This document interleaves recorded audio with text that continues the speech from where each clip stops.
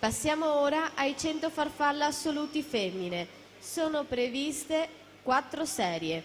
Per la prima batteria si preparino Alessia Fontanotte in corsia 3, Annalisa Kngoy in 4, Ilenia Fassetta corsia 5.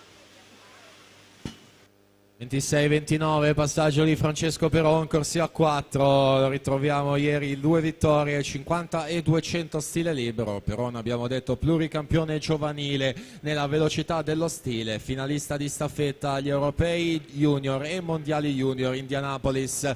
Alle sue spalle c'è Marco Deano, vincitore dei 200 dorso nella giornata di ieri.